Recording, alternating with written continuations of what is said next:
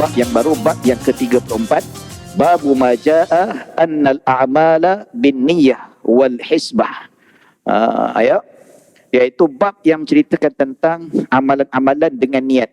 Hadis ni mungkin biasa kita pernah dengar ataupun tuan-tuan mungkin ada yang dah hafal, tetapi kita buka sahih al-Imam Bukhari ataupun ringkasan Imam Bukhari disampai pada hadis ni. Kita baca juga sebab hadis ini adalah tunjang bagi rukun Islam dan ibadah itu sendiri. Bismillahirrahmanirrahim. Assalamualaikum warahmatullahi wabarakatuh. Alhamdulillah nahmaduhu wa nasta'inuhu wa nastahdihi wa nastaghfiruh wa na'udzu billahi min syururi anfusina wa min sayyiati a'malina. Man yahdihillahu fala mudhillalah wa man yudlil fala hadiyalah. Asyhadu an la ilaha illallah wahdahu la syarikalah wa asyhadu anna sayyidana Muhammadan abduhu wa rasuluh.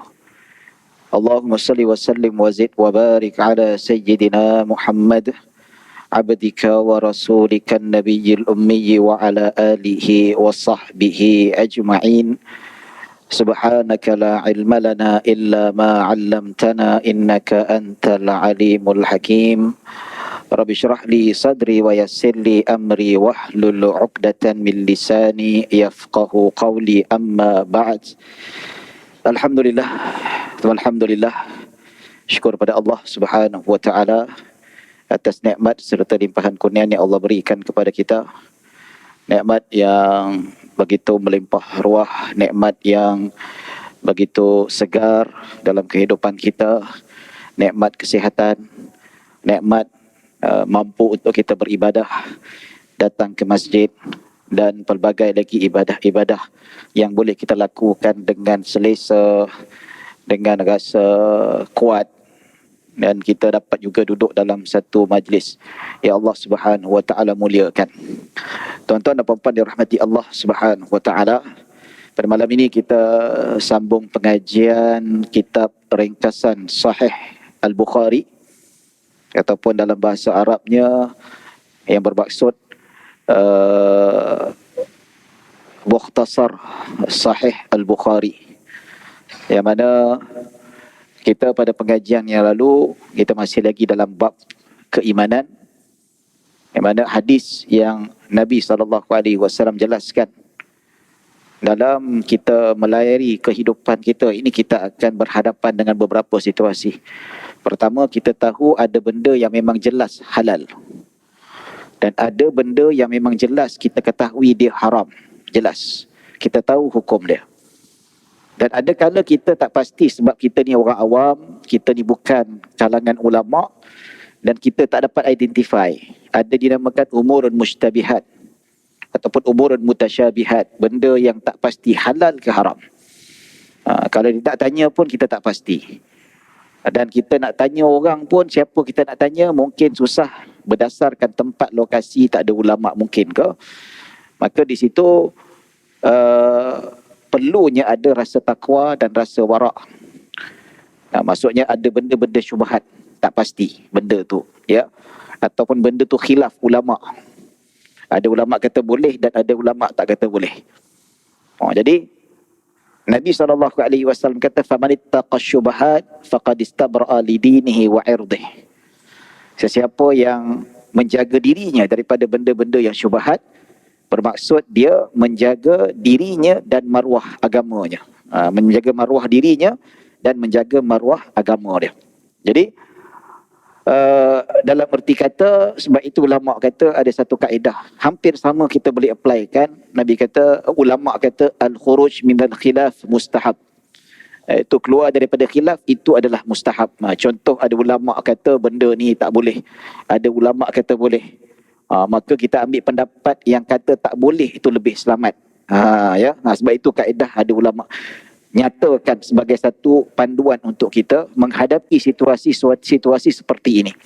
Ataupun dalam hadis Nabi SAW sebut, da'ma yuribuka ila ma la yuribuka.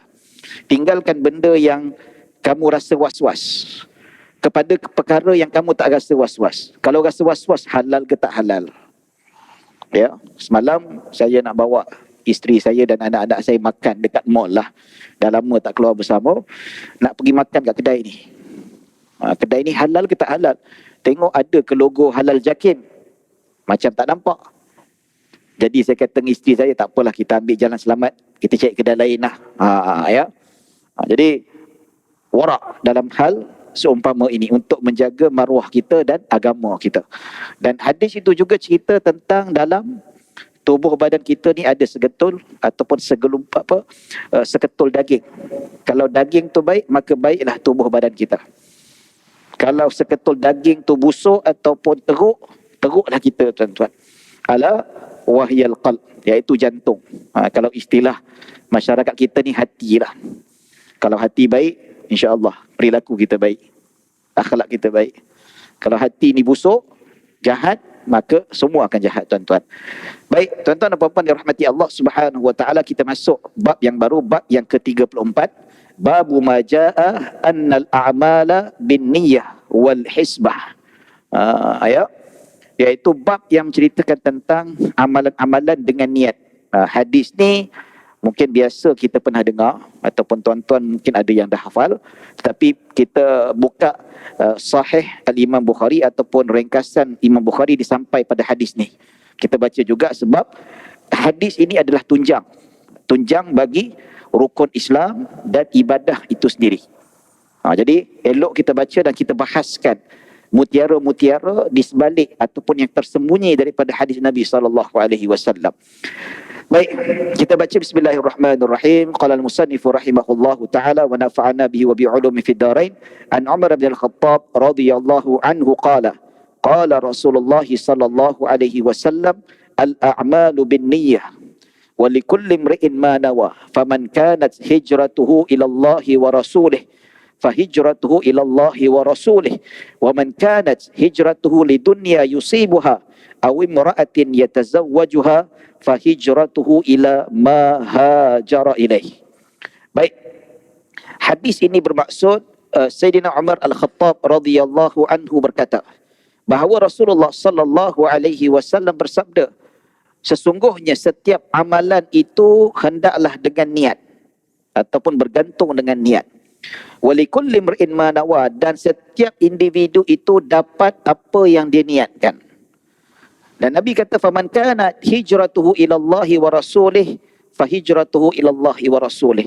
Sesiapa yang hijrahnya kerana Allah dan Rasulnya, maka hijrahnya kerana Allah dan Rasulnya, iaitu dapat ganjaran pahala.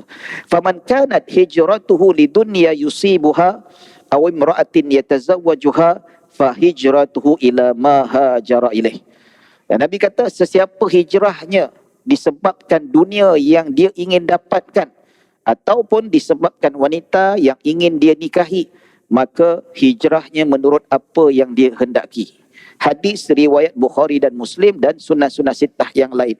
Baik, hadis ni tuan-tuan dah biasa dengar dah. Siap boleh buat hujah lagi, tuan-tuan. Innamal a'malu binniyat wa innamal likulli imrin ma nawa. Ya, ada beberapa riwayat. Dalam riwayat ini sebut al-a'malu binniyah. Ada riwayat lain innamal a'malu binniyah. Ya, ada riwayat juga innamal a'malu binniyat, iaitu dengan plural ataupun jamak. Makna lebih kurang sama juga, tuan-tuan. Kita tak nak bincanglah tentang perbezaan riwayat-riwayat ataupun lafaz hadis. Hadis ni, tuan-tuan, pertama cerita tentang setiap amalan-amalan itu bergantung kepada niat. Kita buat bergantung pada niat.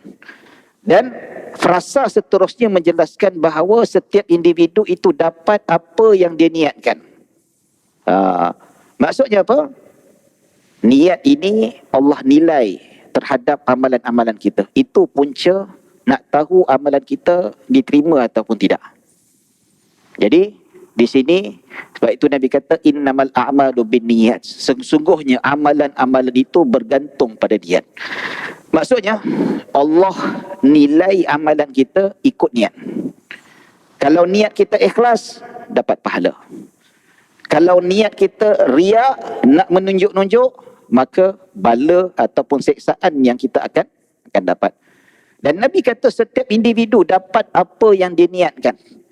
Maksudnya, kalau dia melakukan sesuatu ibadah, Allah bagi menurut apa yang diniatkan. Sebagai contoh, seseorang itu solat.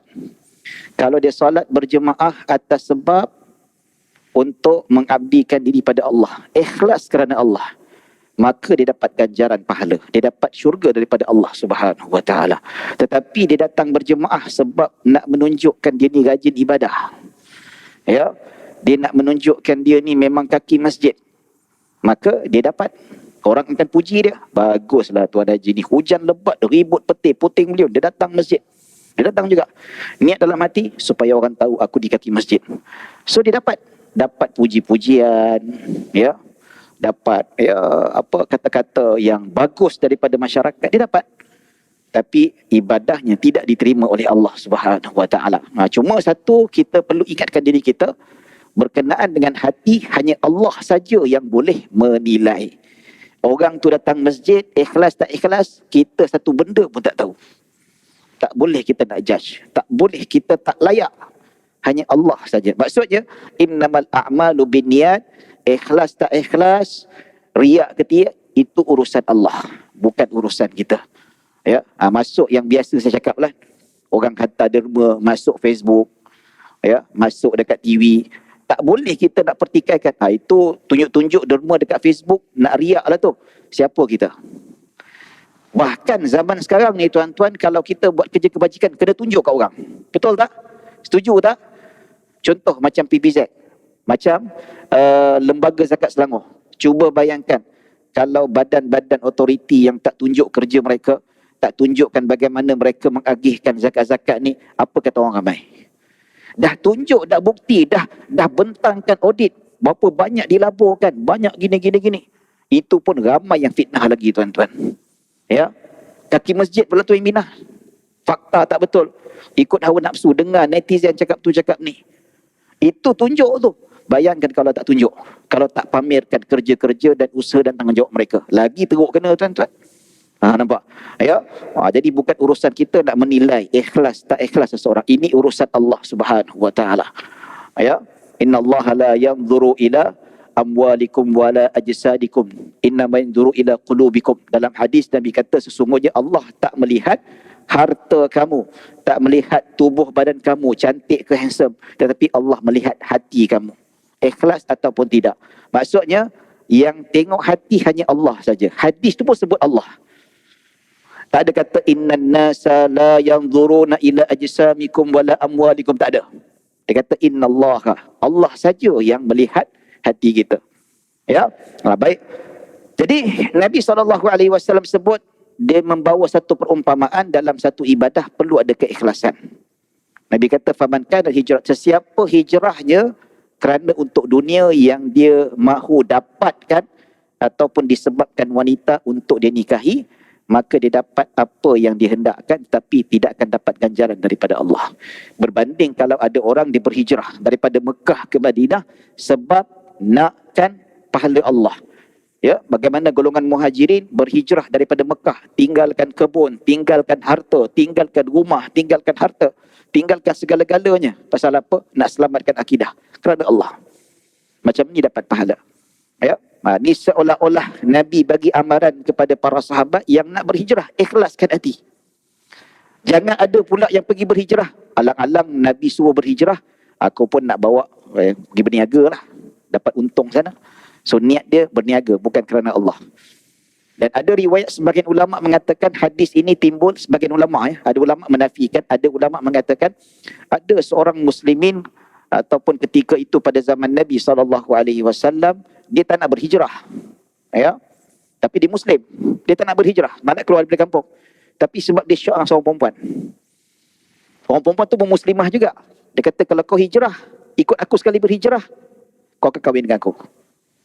So si muslim ni asalnya tak nak berhijrah, tetapi sebab tawaran, offer daripada seorang wanita muslim, kalau berhijrah sama-sama dekat Madinah, dia boleh kahwin.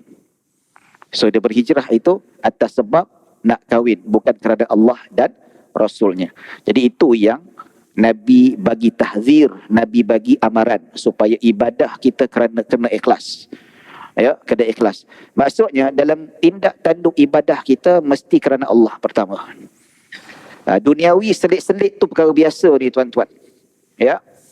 Dalam macam mana kalau kita beribadah bercampur niat untuk duniawi. Contoh. Saya nak pergi Masjid Al-Falah USJ 9, niat saya memang nak berjemaah. Nak solat berjemaah, nak dapat pahala iktikaf, nak dapat 27 kali ganda, nak dengar ceramah. Itu tujuan utama. Tetapi bercampur sedikit. Alang-alang pergi masjid ni nak jumpa kawan lah. Lepas isyak belanja teh tarik. Ya. Adakah ini dikira membatalkan ibadah kita? Kata Imam Ghazali rahimahullah ta'ala, dia tengok mana yang lebih berat.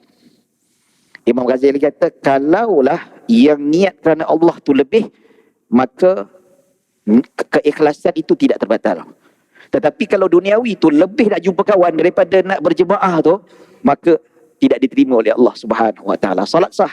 Contoh, dia nak pergi berjemaah, tapi hatinya, niatnya lebih nak jumpa kawan daripada berjemaah dan iktikaf, maka iktikafnya tidak diterima oleh Allah. Ya, dan begitu juga salat berjemaahnya tidak diterima oleh Allah. Tapi sahlah, dia tak perlu qada. Cuma tak dapat pahala, tak dapat ganjaran. Ya. Tengok pemberatnya mana. Kalau kerana Allah tu 80%, nak jumpa kawan 20%, dia tidak ada terganggu, tidak ada ternilai. Ya, tapi kalau 100% kerana Allah, lagi tinggi markah dan pahala. Ini apa yang dilaporkan oleh Al-Imam Al-Ghazali rahimahullah ta'ala. Baik tuan-tuan dan puan-puan dirahmati Allah Subhanahu wa ta'ala, ini dari segi sudut tazkiyatun nafs, daripada segi sudut tasawufnya keikhlasan itu penting. Keikhlasan sebagai punca ibadah kita diterima. Sebab itu Nabi kata, walikulli imri'in ma nawah. Setiap individu tu dapat apa yang diniatkan. Kalau kerana Allah, dapat pahala.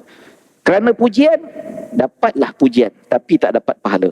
Tu kena hati-hati. Ikhlas kerana Allah Subhanahu wa ta'ala. Rasa-rasa kita nak pergi tu, apa niat aku sebenarnya? Ya. Macam saya ni nak pergi mengajar, ya. Nak tersohor ke, nak kemasyhuran ke, nak ajar orang beramal. Kena niat, kena muhasabah.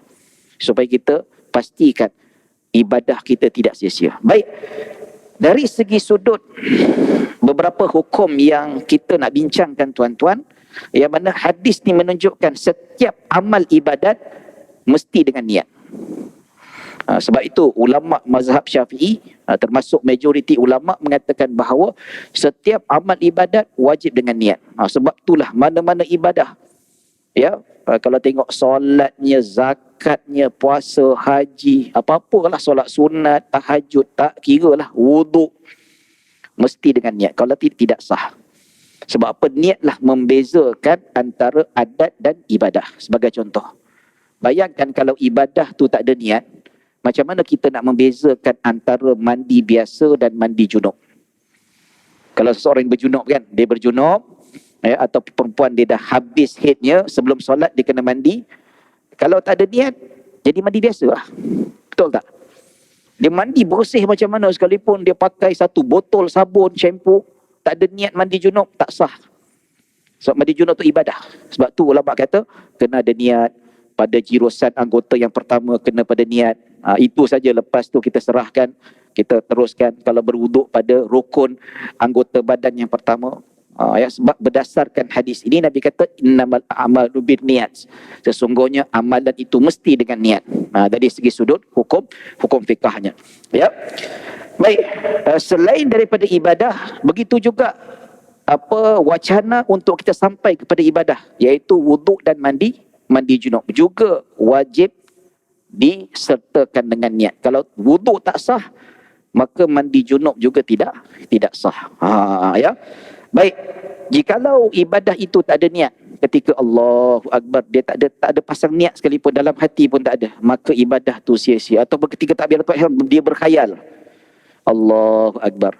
Ya, ketika dia takbir tu dia tak sedar pun pasang niat, dia berkhayal, maka ibadahnya tidak sah. Ya.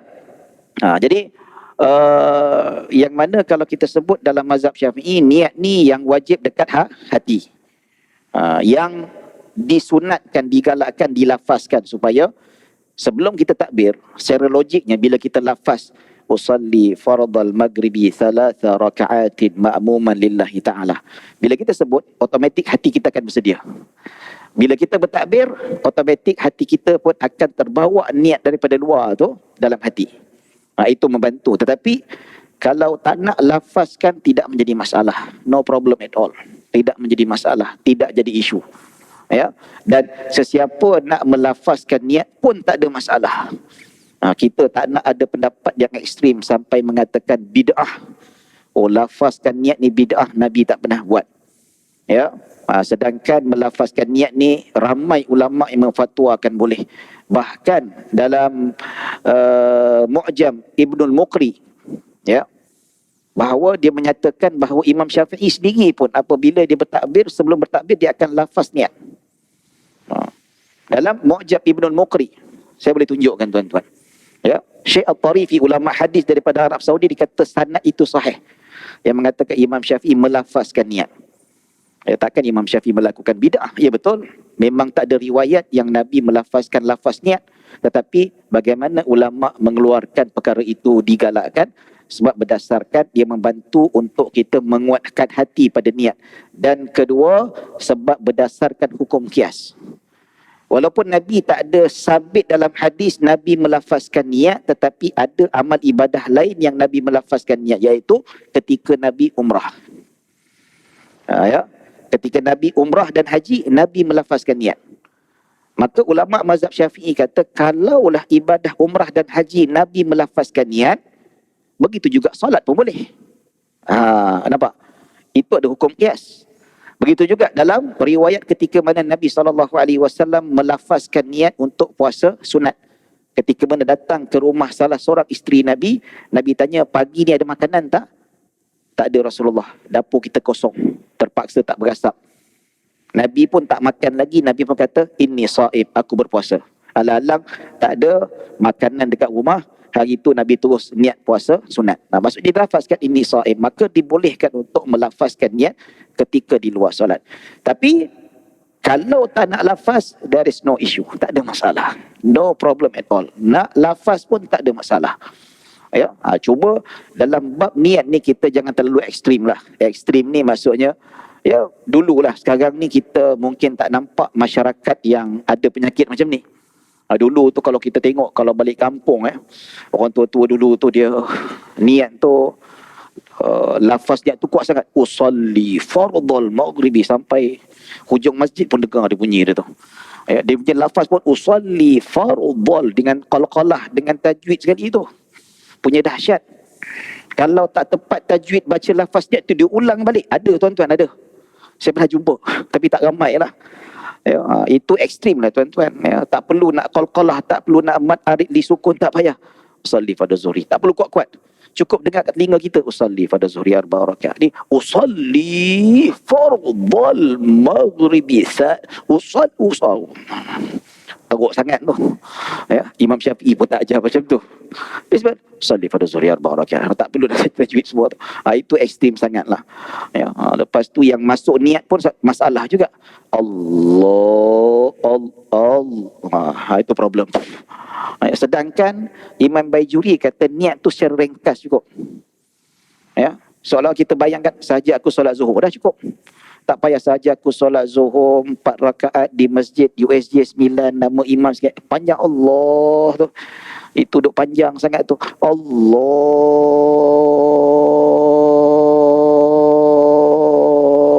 Kita tengok tu, bila nak panjang juga nafas dia. Nasib baik tak semput. Itu ekstrim lah tuan-tuan. Ya, Allah. Itu dululah, dulu. Sekarang ni saya rasa dah tak ada dah. Kalau kat masjid ni saya tak nampak lagi dah. Ataupun saya ni banyak ceramah di surau dan masjid, kita tak nampak lagi. Sebab masyarakat kita dah makin ada awareness. Banyak yang belajar dan kesedaran tu banyak. Ya. Kalau dulu-dulu masa saya kecil tu, yang pakat-pakat atuk dulu tu, yang dah meninggal lah kan. Allah. Ingat. Nak punya masuk tu macam jin tak masuk-masuk. Macam tersekat. Ya. Bila kata, payah betul nak masuk. Simple sudahlah. Kita mazhab Syafi'i kena macam ni. Dia claim mazhab Syafi'i pula. Ya. Tu yang Tok Guru saya cakap. Kalau Imam Syafi'i hidup, dia lempang tu. Aku tak pernah ajar macam ni. Ya tak? Ya. Kata Imam Nawawi cukup. Ya, sahaja aku solat fardu zuhur. Dalam niat hati tu lintas Allahu Akbar. Allahu Akbar. Sahaja aku solat fardu zuhur. Saja aku solat usalli fardu zuhur 4 rakaat tak payah, sebab zuhur memang 4 rakaat. Kecuali makmum, imam kena tambah sikit lah kan. Ya. Dan sebagian ulama kata ketika dia angkat takbir, dia dapat lintasan gambaran dia tengah solat zuhur pun dah okey lah. Sebagian ulama kata itu pun sudah memadai. Dia lintasan saja, dia tak perlu nak kita buat karang ayat panjang ketika takbir. Tu yang jadi panjang tu Allah. Ya. Tu yang dia tak masuk-masuk tu Allah. Allah. Allah. Bila tak masuk-masuk ni kita kat sebelah ni, rimah betul lah. Dululah, sekarang ni susah nak jumpa, tak ada ya. Improvement masyarakat kita tu. Ya. Baik tuan-tuan dan puan-puan dirahmati Allah Subhanahu wa taala. Jadi kalau kita solat tarawih, ya, kita niat saja aku solat tarawih. Tak wajib sebut sunat, sebab tarawih memang dah solat sunat dah. 2 rakaat pun tak wajib, sebab tarawih memang 2 rakaat. Tahajud ke, tasbih ke, tahiyatul masjid ke, pun tak perlu ya usalli farda. Cuma lafaz tu itu terserahlah sama ada kita nak buat atau tidak. Ya. Baik. Tuan-tuan dan puan-puan dirahmati Allah Subhanahu wa taala. Dari segi sudut amal ibadat ini tuan-tuan, maka itu perlu pada niat. Itu wajib. Cuma di sini tuan-tuan ada khilaf antara majoriti ulama dengan mazhab Hanafi.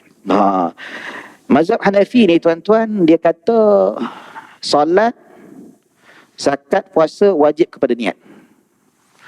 Tetapi kalau wudu, kalau mandi junub dan tayamum, kalau tak silap saya, tak wajib berniat. Mazhab Hanafi dia lain.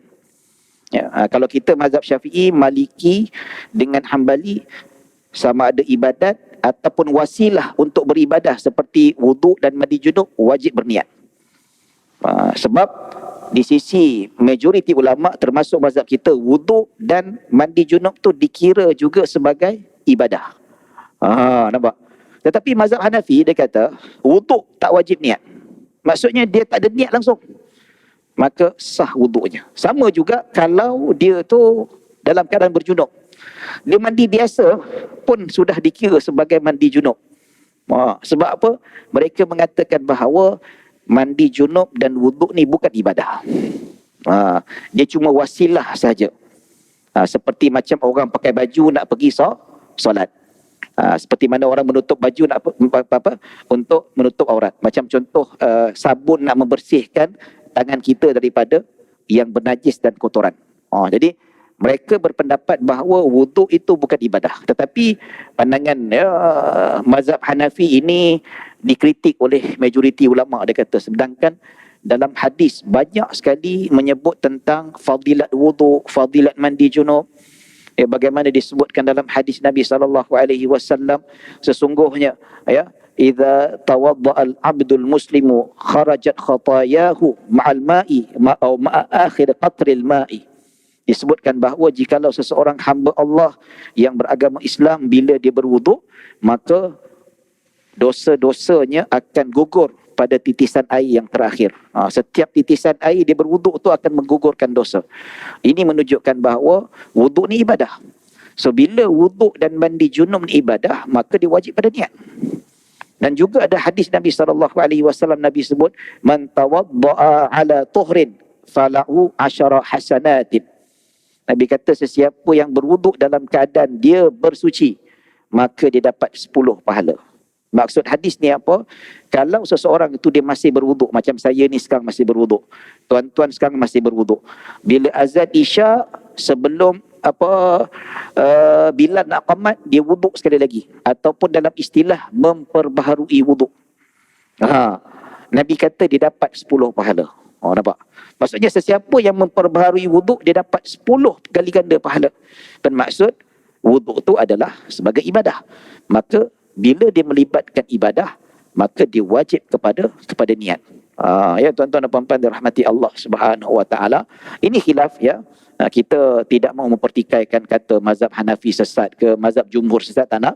Ini khilaf mu'tabar, khilaf. Ya, maksudnya mazhab Hanafi pun ada hujah untuk mematahkan mazhab Syafi'i juga. Dia berlawan. Kita tak nak bincang pasal tu. Cuma kita tambah sedikit ilmu maklumat Bagaimana kalau kita berdepan dengan khilaf dan sebagainya, kita kena lapang dada. Mungkin kita jumpa dengan kawan-kawan kita yang bermazhab Hanafi daripada Pakistan dan seumpamanya, mungkin ada perbualan, perbincangan. So bila kita ada maklumat seperti ini, kita dah ready dan kita boleh berlapang dada. Ya. Yang salah, kita menyalahkan mazhab orang lain sedangkan benda tu khilaf. Ya.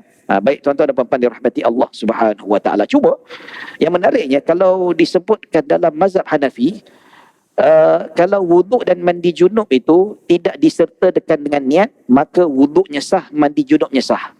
Tetapi kalau wuduk dan mandi junub itu dipasang niat, maka dapat pahala. Ini ialah complicated juga nak faham mazhab Hanafi ni. Ya, sebab itu masyayikh kami dekat Mesir tu dia kata, belajar mazhab Syafi'i senang, kaedah ni clear. Tapi kalau mazhab Hanafi ni payah nak faham kaedah dia. Pasal apa? Macam kita senang, wuduk mandi junub ibadah, wajib pada niat. Ya. Tapi kalau mazhab Hanafi pula, wuduk dan mandi junub bukan ibadah, tak wajib niat. Siapa berwuduk, siapa mandi junub, menurut mazhab Hanafi sah, boleh solat. Tetapi dalam masa yang sama, mazhab Hanafi kata, kalau orang yang bermazhab Hanafi dia pasang niat untuk berwuduk dan pasang niat untuk mandi junub, dapat pahala. Kata bukan ibadah, tapi dapat pahala pula. Dia mazhab Hanafi dia lain sikit. Dia ada kaedah. Dia ada kaedah usul yang berbeza dengan majoriti mazhab. Jadi kita tak boleh nak salahkan dia. Ya, kalau ikut usul fiqh majoriti ataupun usul fiqh mutakallimin, memang tak kena lah. Tapi mazhab Hanafi dia ada kaedah cara nak keluarkan hukum dengan identiti tersendiri, berlainan dengan jumhur ulama. Ya. Jadi tuan-tuan, walau bagaimanapun mazhab Hanafi tak mewajibkan wuduk dan mandi junub dengan niat, tetapi para ulama mereka tetap menggalakkan supaya junub dan wuduk itu dapat pahala. Ya. Baik tuan-tuan dan puan-puan dirahmati Allah Subhanahu wa taala. Itu beberapa pandangan yang kita jelaskan tentang bagaimana pentingnya niat dalam ibadah. Manakala urusan-urusan bukan ibadah seperti duniawi, ya, seperti jual beli, seperti kita pasang naik kereta dan sebagainya, itu tidak memerlukan kepada niat. Contoh kita nak beli barang dekat koperasi sini, kita nak beli barang dekat situ dekat sini, maka dia tak wajib kepada niat. Ya, kau dah bayar ni, pasang niat tak? Tak, sebab dia bukan ibadat. Dia cukup pada zahir, akad itu cukup pada rukun dan syaratnya sudah memadai. Ya, sebab itu kalau kita buka fiqh muamalat, orang nak simpan duit dalam bank ke, ya, nak bayar pinjaman ke, nak berhutang ke, tak perlu pada niat. Tak ada pun ulama-ulama fiqh, sama ada Syafi'i, Maliki, Hambali, Hanafi pun tak ada pernah meletakkan kepada niat. Sebab hadis ini tertumpu kepada bab ibadah. Ya, sama juga dengan urusan untuk kita bukan ibadah seperti menghilangkan najis. Contoh, kalau kita nak mencebok kemaluan kita selepas buang air, ataupun kita nak bersihkan tandas yang bernajis ataupun lantai, contohnya lantai masjid depan tu ada kencing kucing, so nak kena bersihkan, kena pasang niat ke? Ataupun kita nak basuh pakaian bernajis, adakah memerlukan kepada niat? No, tidak memerlukan pada niat. Ya, kalau pasang niat payah juga tuan-tuan. Ya, macam contoh kalau kita ada pejabat kita ni, tiba-tiba ada najis tertumpah kat lantai, kucing lah contohnya. Ya. Jadi kalau membersihkan tempat bernajis memerlukan kepada niat, mesti yang boleh membersihkan tempat tu hanya Muslim saja. Macam mana kalau cleaner kita dekat pejabat tu non-Muslim? Macam mana kita nak ajar dia konsep? Jadi menghilangkan najis tak perlu kepada niat. Cukup gunakan syarat-syarat air mutlak. Kalau basuh dengan sabun, dibilas balik, kemudian hilang kesannya, bau, warna dan rasa, sudah memadai. Sama juga kita cebokkan lepas buang air besar. Ketika cebok tu tak pernah ustaz mengajar. Ingat, setiap cebok niat nawaitu cebok, tak ada. Ya, tak pernah lagi. Sebab menghilangkan najis bukan ibadah, maka dia tidak memerlukan kepada niat. Sama juga basuh baju, kita basuh baju yang bernajis kan, masuk washing machine, tak pernah niat, saja aku basuh baju yang bernajis. Ya, kalau basuh baju bernajis tu tak kena niat, payah juga. Kalau kita hantar dobi yang toke ni bukan Islam, apa ini baju saya ada najis, ada tai tu, nanti you basuh pasang niat Niat apa? Saya tak tahu niat. Saya orang Cina macam dia tak tahu. Payah juga. Tak ada. Dia tak memerlukan pada niat. Baik. Dan hadis ini juga dia menjelaskan tentang satu kaedah yang disebutkan oleh Al-Imam As-Suyuti rahimahullahu taala, setiap perkara-perkara yang harus boleh bertukar, irtiqa, dia boleh upgrade kepada ibadat. Kaedah fiqh menyebut setiap urusan-urusan yang hukumnya harus boleh menjadi ibadat ataupun mendapat ganjaran pahala. Sebagai contoh, apakah hukum minum air mineral? Hukumnya adalah harus, boleh. Makan durian, minum air kopi, hukumnya apa? Harus. Tetapi kalau seseorang itu malam ni dia minum air kopi dengan niat kerana Allah untuk beribadah, kalau mengikut kaedah yang disebutkan oleh ulama-ulama fiqh, maka minum kopi itu mendapat pahala. Nampak? Apakah hukum naik kenderaan? Harus. Asalkan bukan kenderaan curi. Asalkan kalau kenderaan itu bukan milik kita, kena minta izin. Kalau kenderaan kita, tak ada masalah. Naik kenderaan harus tak? Harus. Tetapi naik kenderaan tu boleh bertukar menjadi pahala kalau kita kata dengan niat aku naik kenderaan ini kerana Allah Ta'ala, sebab dia menyampaikan aku ke masjid untuk beribadah. Sama juga makan, dapat pahala. Tetapi benda-benda yang makruh, benda-benda yang haram, dia tak boleh upgrade jadi halal ataupun menjadi dibolehkan. Contoh, Ustaz, saya isap rokok ni segar tak beribadat? Tak ada. Tak ada excuse. Sebab rokok bukan benda yang diharuskan, bahkan diharamkan, difatwakan haram di seluruh dunia. Fatwa dekat Malaysia, Muzakarah Fatwa Kebangsaan kata haram, Selangor kata haram, dunia pun kata haram, Mesir, Jordan, mana-mana lah ulama-ulama sedunia pun kata haram. Tak mungkin kita kata tak apalah haram, aku pasang niat gini-gini untuk beribadah, dia takkan jadi halal. Jadi tuan-tuan dan puan-puan dirahmati Allah Subhanahu wa taala. Jadi dalam erti kata, contohlah kan, ada isu yang orang suka bangkitkan lah. Dalam 2-3 hari ni ada orang isu bangkitkan balik. Dia kata, dia tak tahulah bila kita ni pakai jubah pergi sembahyang pakai serban ni, ada je orang dengki. Dia kata ini proses Arabisasi. Mana jati diri Melayu kamu? Sibuk pakai jubah. Ni apa? Pakai jubah ni ialah Nabi pakai jubah sebab adat masyarakat Arab ketika itu. Kalau pakai jubah, Abu Jahal pakai jubah, Abu Lahab pakai jubah, Abu Lahab pakai serban, Abu Jahal pakai serban. Dia jadi isu pula. Tapi orang pakai baju Mak Saleh tak ada pula dikecil hati, tak ada pula kita kata mengeropahkan masyarakat. Atau kita bagi laluan azan dahulu, kita sambung selepas ini insya-Allah. Jadi sebut tadi tentang jubah lah tuan-tuan. Kita ni jubah ni dah jadi adat masyarakat kita berkurun lama dah. Jubah ni, serban ni zaman dulu dah pakai dah. Tak ada isu Arabisasi. Sama juga macam blazer, coat kan. Dia bukan milik orang Eropah lagi. Dia dah jadi pakaian universal. Dah jadi trending untuk orang yang profesional. Orang tak boleh kata Eropah ini pakaian kami saja. Tidak, satu dunia dah pakai dah. Jubah pun sama juga. Bahkan pergi dekat negara Arab, tak ramai pakai jubah. Macam pergi Mesir kan, susah nak jumpa pakai jubah, pakai kot, pakai seluar jin. Nampak? Dia dah perubahan zaman tu. Tapi bila orang nak pakai jubah, pakai serban, budak-budak tahfiz pakai uniform jubah, ada je orang dengki. Tapi sekolah-sekolah international tu yang pakai coat blazer, pakai tie, tak ada pula nak bising. Tak ada mengeropahkan masyarakat, tak ada pula bising. Jubah dengan tu dibising pula. Orang pakai jubah ikut niat. Tak ada siapa pakai jubah, pakai serban nak ikut Abu Jahal, tak ada. Tanya, kau pakai jubah pasal apa? Ikut Nabi. Itu. Pakai jubah hukum dia apa? Harus. Macam pakaian lain, tutup aurat. Pakai serban hukumnya apa? Harus. Dibolehkan. Sebab tu Imam Suyuti kata perkara-perkara yang mubah boleh di-upgrade menjadi pahala dengan niat. Berdasarkan innamal a'malu binniat. Ikut niat kita lah. Pakai jubah sebab cintakan Nabi. Dalam hadis, banyak sekali hadis menunjukkan para sahabat suka tiru cara Nabi. Ada yang tiru capal, ikut sebiji capal Nabi. Ada sahabat Nabi yang dia tengok pedang Nabi, dia pergi hantar tempah, aku nak pedang yang sebiji macam Nabi. Ada yang pakai baju kain warna macam Nabi.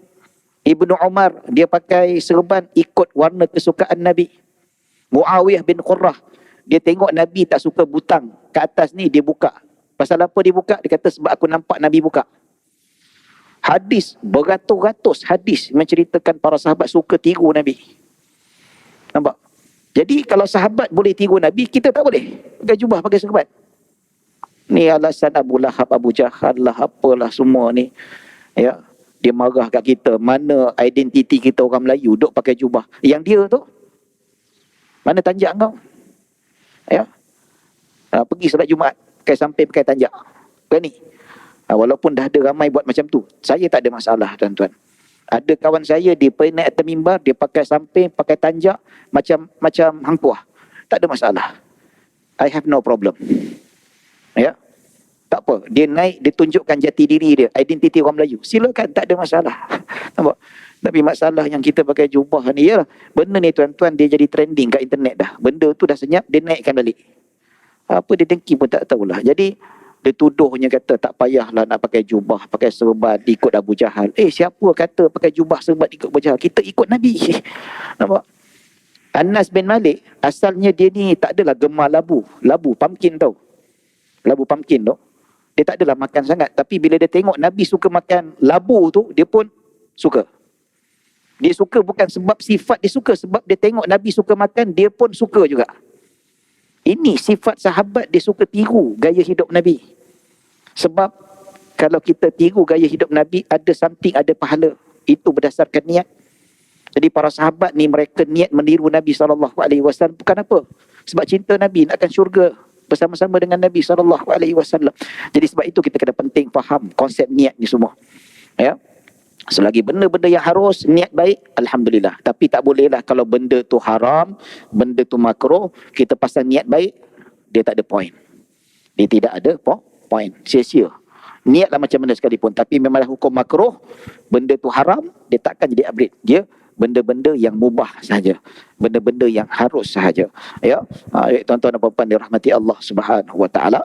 Jadi saya rasa setakat itu saja yang dapat saya sampaikan. Mudah-mudahan kita mendapat rahmah dan maghfirah. Jadi kita mohon maaf kalau ada salah silap, kalau ada kekurangan yang baik hanya daripada Allah Subhanahu Wa Taala, kekurangan kesilapan daripada diri saya sendiri. Aku qouli hadza wastaghfirullahalazim li wa lakum wa lisairil muslimin wal muslimat wal mu'minina wal mu'minat. Bismillahirrahmanirrahim. Allahumma ja'al jam'ana hadza jam'an marhuma wa tafarruqana min ba'di tafarruqan ma'suma.